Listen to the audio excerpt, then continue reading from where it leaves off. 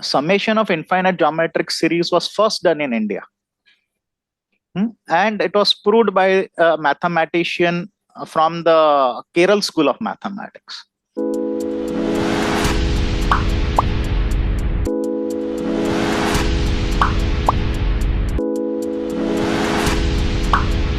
So yes, good day everyone. Our season 2 with Trends Literature series starts on a mathematical note. We have today with us engineer, scientist, mathematician, author and management consultant, Chandrahas Halai, who has written Vedic mathematics. Good afternoon. Good afternoon, sir. Welcome, sir. Good afternoon, everyone. Yeah, thank you.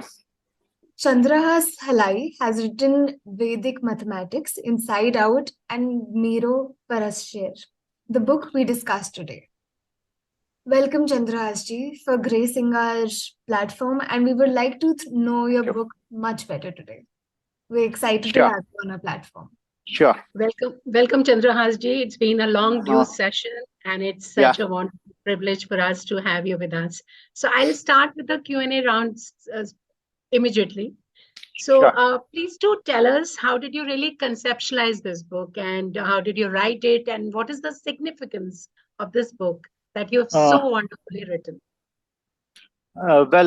Since Dia introduced me, I have been teaching computer science for quite many years, like almost more than 25 years now. I think so. I started in 97 or so. So it's almost 25 years now, more than 25 years now.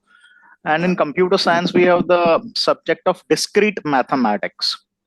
And of course, in my engineering studies of mechanical engineering, production engineering, we had been studying a lot of mathematics.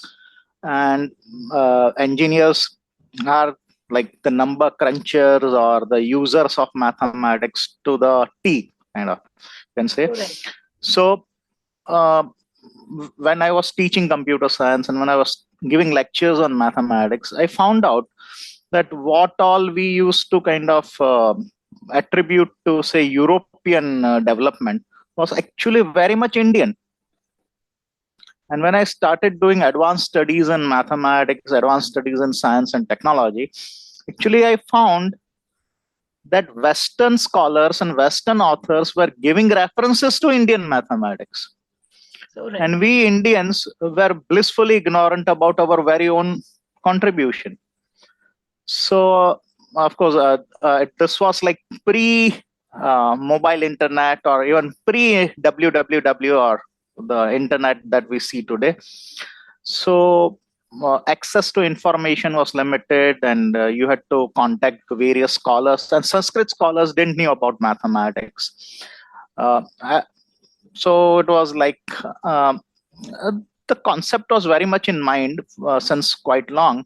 But then the pieces of the jigsaw, the components, the elements started falling in place. Once I started writing about, say, Indian maths, and things started falling in place. And then I thought, okay, why not, fill in the gaps, add more material to it.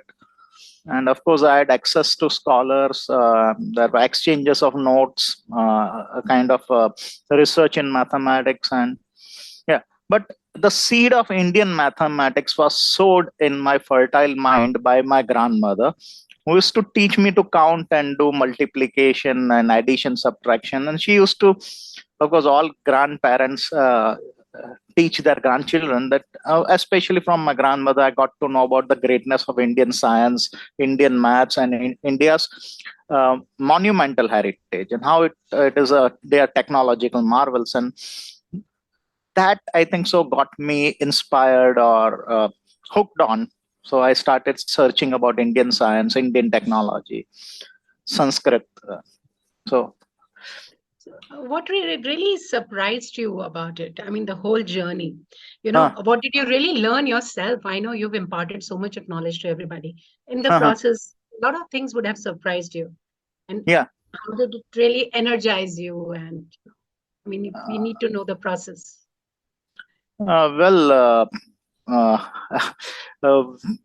we knew about India's significant contribution to the world of mathematics, But then when I got to know, when I started doing consulting in computer science or computer aided engineering, I got to know that binary number system, the foundation of today's modern digital technology. So we are interacting through a digital platform. The foundation is binary numbers, and those binary numbers were developed in India. And this I got to know not from some Indian scientist or scholar, but a book by John D. Barrow. A book of nothing. It was a book on zero, and in the, you can say, the references, I got references to Pingala's Chandrahas. So the search began. Then when I started doing research in computer science, I came across a rather all gurus of computer gurus. They read Donald Knuth's book, The Art of Computer Programming, and this is the books on computer science. He has given 2 to 3 references to Pingala's Chandrahas.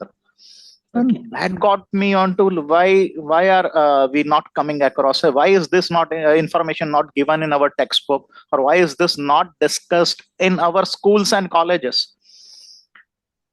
So that and another thing, the algorithms, what we say, decimal to binary, binary to decimal, they were all developed by Pingala in his epitome Chandrahas. And Chandrahas is a book on Sanskrit prosody. It has to do with poetic meters. Okay. So that was something amazing, the connection between poetic meters and maths. And this is the basics of fundamental concepts in mathematics. And we Indians never claimed our true contribution. And that is why we were fed that, okay, everything is given by the Europeans. Europe is a scientifically advanced civilization. So that really put me onto a path to discovery, and that really amazed me. I myself am a graduate in mathematics, but there are so many things in the book which are so new, and I'm sure you would have really enjoyed finding the basics and finding the wonder world of Indian mathematics. But at what time did you really think that you were ready to write this book? I mean, how much time did it take, and how much time did it take you to be confident of putting this book? Actually, I've been a writer since last, you can say, 12, 13 years. I used to write scientific papers, research papers, research articles. So one of my first research papers that got published in the international journal was on the mechanics of rocket propulsion. Then a research article was published by Cambridge University. And then I was a columnist. I used to write travel stories in Gujarati magazine Chitralekha. Chitralekha is famous for that Ulta Chasma, or Duniya Ne Unda Chasma column by Tarak Mehta. Then I was a columnist in Midday Gujarati newspaper. I used to write a column, Atulya Bharat. And in the Atulya Bharat, I had almost written research articles and research papers on the designing of our heritage monument. Means I used to connect the mathematics behind the design or architecture of our heritage monuments. Temple architecture, or you can say and many other things. So I've been writing, and this thing about that, what we say, Meru Prastaar, what is popularly known as the Pascal's triangle, is predated by Pingala's Meru Prastaar by at least 1700 years. And this is the most sophisticated construct. Meru Prastaar is basically a binomial expansion or binomial coefficients, and it has to deal with not only binomial coefficients but combinatorics, permutations and combinations. And this was India's contribution, and this was in Pingala's Chandrahas. So it begins with binary number system. It deals with you can say binomial coefficients, algorithms for radix conversion, algorithms for quick exponential calculation. So this was so idea was there that I wanted to write a book on discrete mathematics or combinatorics or fundamentals of mathematics. So this idea was there since 2015 when I used to teach mathematics. But then gradually, okay, the pieces started falling in place. Like I was going for hiking and trekking. I was going on photographic tours, and mathematics and design of monuments, then mathematics and chand. and literature was also made available. I came in contact with scholars, Sanskrit scholars. So I have a friend, Srihari Gokarnakar, who is PhD in Chandrahas. But he has difficulty with maths. So that is where I come in. Not only mathematics, but since I am from the computer science background, so I've been dealing day in and day out with binary numbers, hexadecimal numbers, and things started falling in place. Oh, this is such a wonderful thing. And this thing was developed 2,300 years back when the Europeans didn't even know how to count. So I thank you so much for telling us also how the title of the book came through. And this must have been the hardest part, and whatever you've spoken about is really very, it's very interesting to know about things which you don't know really about. So, you'd like to take over now? Yes. Before we proceed with the question answer round, I would like to mention and request everybody watching this that do share, comment, and subscribe to our YouTube channel, Trends Literature Series. Trends Literature Series has touched one and all, covering the interactions with over 115 popular writers and thought leaders in internationally acclaimed online series dedicated to literature, authors, and thought leaders. And in future, people who have touched our lives with their inspiring, passionate work. A name to reckon with in a very short span of 2 years. We aim at 10 literature series. We aim to encourage reading and start meaningful dialogues and provoke thoughts for a better and growing India. Sir, your book is definitely useful for all math enthusiasts, and definitely readers need to be made aware of ancient India's immense contributions to mathematics. I would like to ask you, could you please mention a few contributions, few specific contributions, if you could summarize few in a few minutes? Contributions of Indian mathematics. Yes. You meant to say, yeah. See, the first of all, the name is Meru Prastaar. So it is to claim that I always say that don't call it Pascal's triangle, call it Meru Prastaar, because Meru Prastaar predated Pascal's triangle by at least 1700 years. And we should Europeans, they credit Leibniz with the creation of binary number system. It was not Leibniz who created it; it was Pingala who created the binary number system. And the science of combinatorics, or the mathematics of combinatorics, evolved in India. And I can give you one of the earliest evidence is the Charak Samhita. And Charak Samhita is at least 3,000 years old. And Charak, everyone knows it's a book on medicine, Ayurveda. So, like you have combinations of 3 dosh, Vak, Pit, Kaf. And then there are combinations. You have a major, you can say, dosh and a minor dosh. So there are combination. Then there you have the 6 ras. There's a problem on 6 ras in my book. And this problem is taken from Bhaskaracharya's Leelavati. Like you have bitter, astringent, sour, sweet, salty. So the combination of the 6 ras. So how a physician will prescribe. So all this is given in, this is a problem in Bhaskaracharya's Leelavati. So you can see Bhaskaracharya's Leelavati is like 900 years old, whereas Charak Samhita is 3,000 years old. So by the time of Bhaskaracharya's Leelavati, the entire mathematics of combinatorics is matured or evolved. So you can see these are the major contributions. And of course, one thing is not mentioned in the book, Meru Prastaar, but if I write a second volume or a second part of Meru Prastaar, I would like to mention that what we call Fibonacci sequence or Fibonacci numbers, they are not Fibonacci numbers, they are Virhank Sankhyas. This is predated Fibonacci's number, or rather, if you read Fibonacci's number, he says that I'm writing a book on Indian numbers or Indian mathematics. So this and of course, what we call algebra, the basic algebra was given by Arabs. Like that is how the word algebra evolved. Or so algebra was originated in India, and this is very old.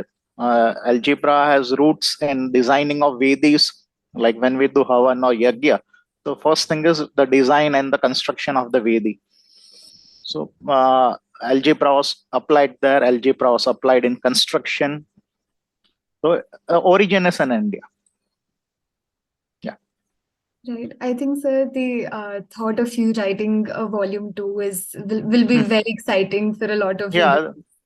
The response to the current present book is so overwhelming that I feel that this would be my contribution to our motherland, our civilization, and reclaim what is genuinely ours. And we cannot wait for the government or the education board to come out with textbooks. Rather, we should have complementary textbooks ready.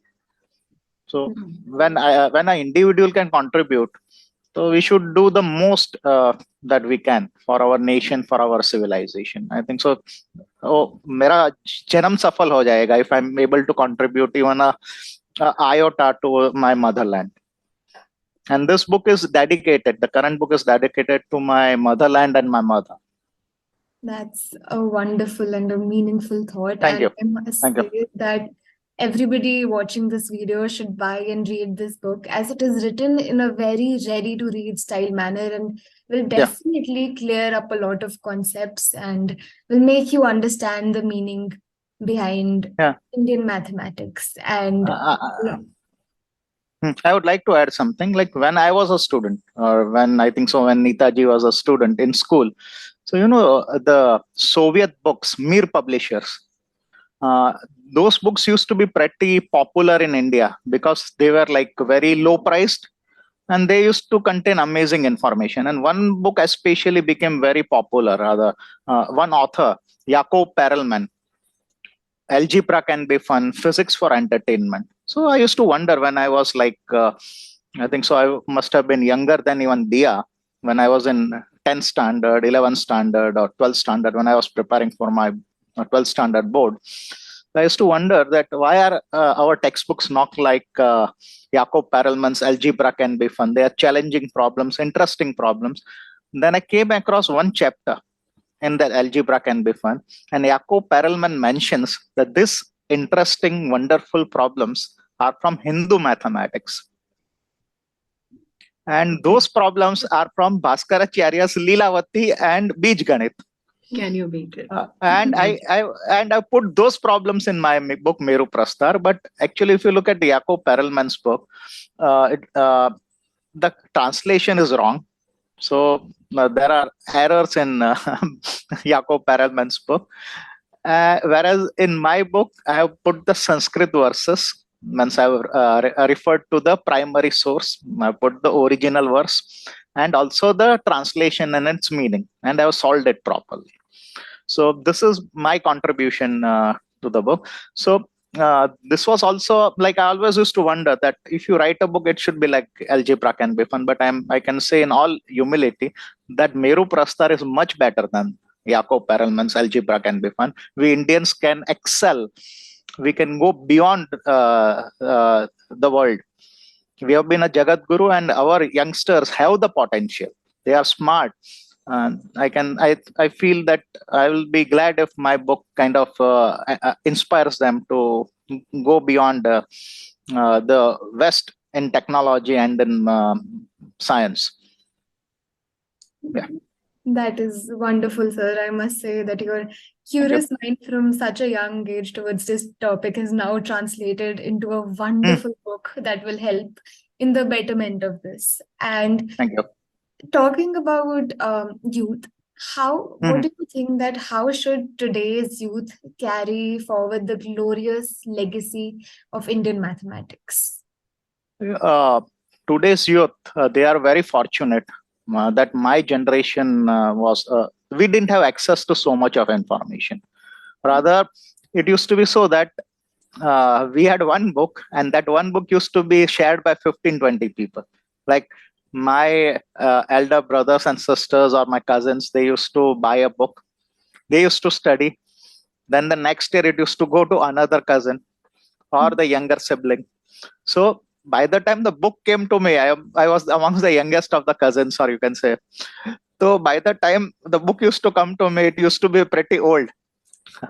Of course, and we were trained to kind of use the books with a lot of care, that after you, there will be others to use it. And of course, if one friend bought a book, that book will be read by 15, 20 friends. They will share, or three or four friends, we used to read them together, study them together, solve the problems together, make notes. Now, books were expensive at that time, and we didn't have so many books.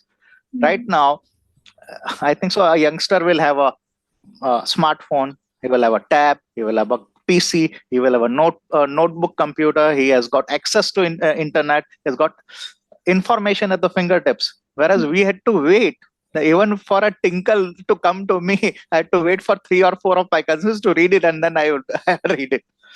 Whereas today's youngsters have information at the fingertips, so they are privileged, they are fortunate. So and all this Indian text are available on the net.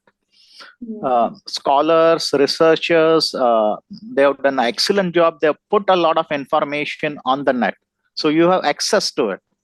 Whereas to buy a book on Indian mathematics or get information on Indian sciences, I had to kind of pester some of my friends and get access to a library, or pester a bookshop owner that get me a book from this particular publisher. Or we used to write a letter to a publisher, send them what we used to say, postal order, or a demand draft, book bhejo.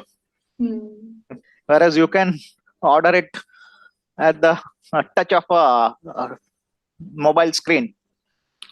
So I think so today's youngsters are pretty smart, focused, and intelligent. So I think so they can go beyond what my generation has done, or rather we could not even imagine what you can do now. I will say so. The internet is a wonderful tool which we have to put in the best use. Yeah. So your chapter 7 in the book talks about Arjunas arrows and quadratic equations. Would you like to talk more about this engaging topic? Well, the credit goes to Bhaskaracharya. Not me, because this is a problem from Bhaskaracharya's Leelavati. And what to say, Bhaskaracharya was not only a great mathematician, astronomer, he was an amazing poet. His entire book Leelavati is based, it's kind of written in verse, or you can say it is in chand. And some years back, that is 2014, that was the 900 years of Bhaskaracharya, 900th birth anniversary of 900 years to the birth of Bhaskaracharya.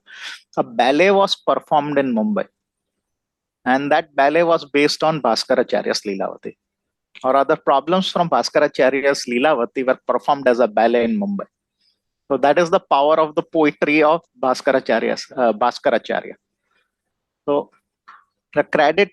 Then now you must have seen we have this WhatsApp University, and you have some very over enthusiastic people who kind of try to extract a spiritual meaning out of that problem. They don't even know where that thing came from, and they try to extract spiritual meaning. So that is actually doing a disservice to our great mathematicians and our scriptures. You should not kind of extrapolate the meanings. So that thing is actually a problem in Bhaskaracharya's Leelavati. I think so at least 70 to 80 people who know me, they had forwarded that thing to me. Then I had to tell them, I have written an article, and now it's a chapter in my book, and this is a problem from Bhaskaracharya's Leelavati, and it has no spiritual meaning. If you read the original Mahabharata, there is something different. Your chapter really is very interesting.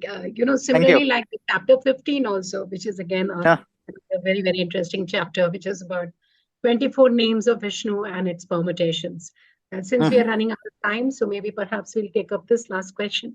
So please elaborate about this chapter. Very interesting. Again, that Chaturvimshati Keshavanam, or that particular problem is from Bhaskaracharya's Leelavati. Okay. The credit again goes to Bhaskaracharya. So when I came across that problem, I contacted some experts in Indology. My guru, Professor Bhalchandra Naik, and of course another expert, Dr. Kumud Kanitkar.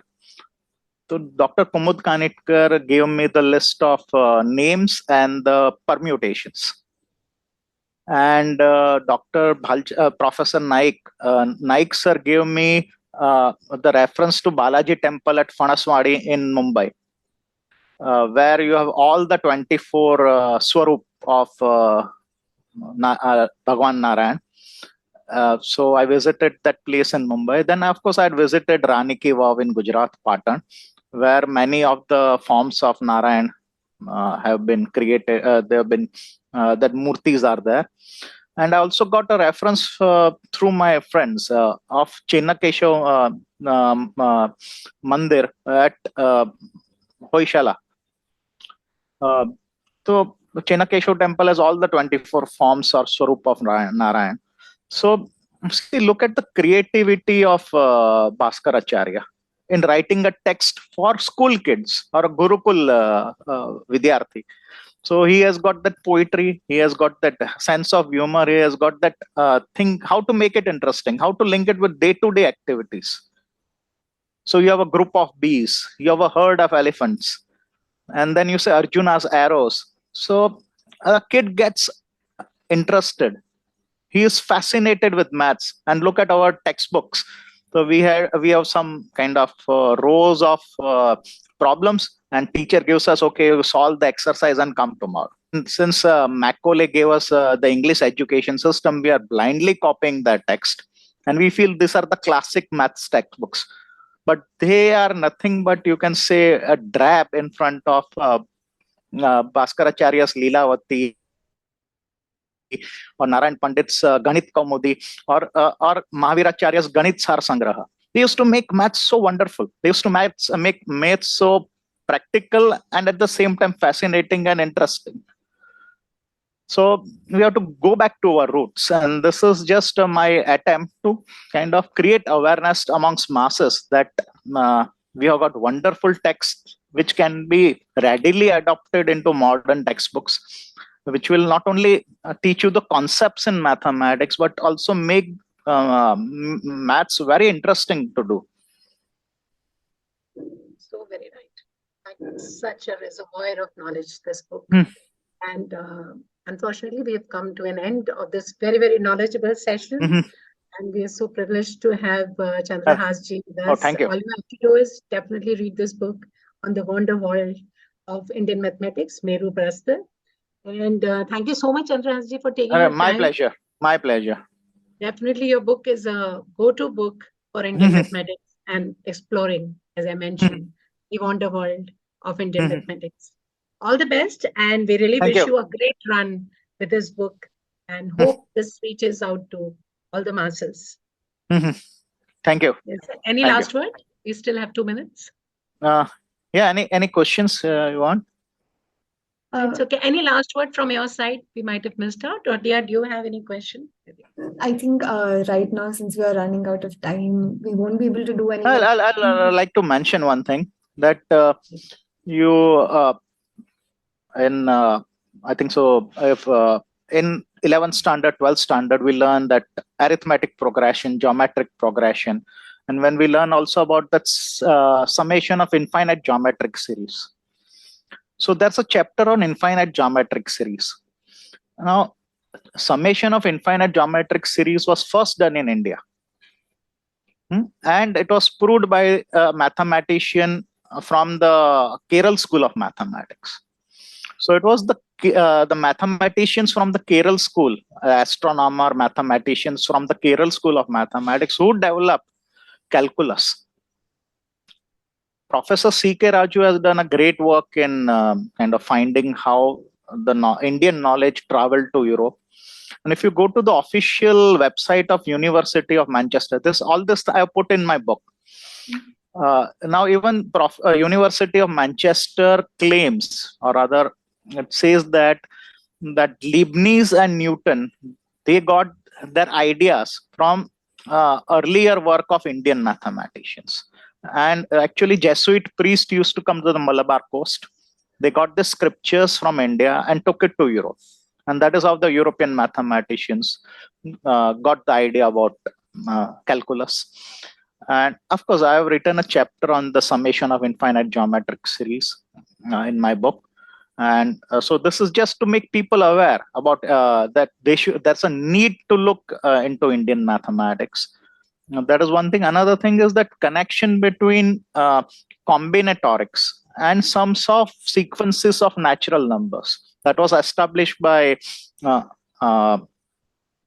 Narayan Pandit and Ganit Kaumudi. I would say that was the most challenging thing for me to write, one of the hardest thing to write, but that has been established. So there's a connection between Meru Prastaar and sums of sequences of natural numbers. So that's a chapter in my book. The last chapter in the section of Chandrahas. So world should be made aware of that. So I've done a lot of research, referencing of literature, scriptures, going back to the scriptures, working on the mathematics, making it easy for the masses to read and understand. So that is accomplished and kind of put into the book, rather viewed into the book. Yeah. I must compliment you, sir. You've done it so Thank you. wonderfully. You've summed Thank the you. book up. Thank you once again for the session today. And I request to everyone to please subscribe to our channel so that you can watch this session once again and also watch the several other sessions that are there on the TV. Thank you. Bye. Bye. Namaste. Bye. Namaste. Thank you.